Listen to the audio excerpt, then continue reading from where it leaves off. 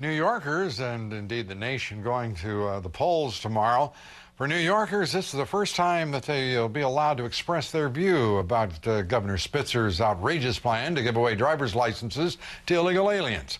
Many New York officials running for office have already distanced themselves from the governor's ill-conceived and ill-considered license giveaway.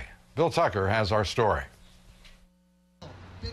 Fierce opposition to Governor Elliot Spitzer's plan to give illegal aliens driver's licenses is fueling election politics.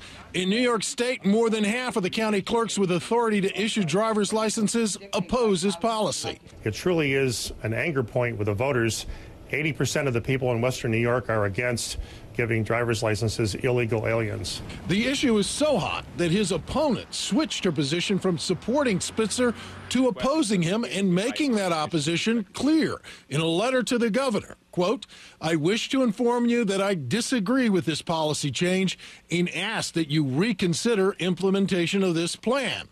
New York sheriffs, roughly a third of whom are up for re-election, last week stood up to the governor and voted as a group to break with Spitzer on the issue. This is concerning the fact that you're giving an illegal person, and I stress the term illegal, in New York State, a legal document. It's an issue that's gone well beyond the borders of New York State. Whatever governor New York State does becomes national news. Elliot Spitzer says, let's give licenses to illegal immigrants. The end result, that becomes a controversial issue. So Democrats will be called on the table and said, look, how do you feel about what Governor Spitzer had to say? And they're going to have to answer the question. Which is where presidential candidate Senator Hillary Clinton found herself Sunday night in Iowa, making herself very clear. Therefore, I broadly support what governors like Elliot Spitzer are trying to do. The pundits are now all ears. And they are all anxiously awaiting the next poll out in Iowa to see how voters are going to react to Senator Clinton's position, Lou, which is now very clear and plain. We're getting some pretty good, clear indication already in the national polls.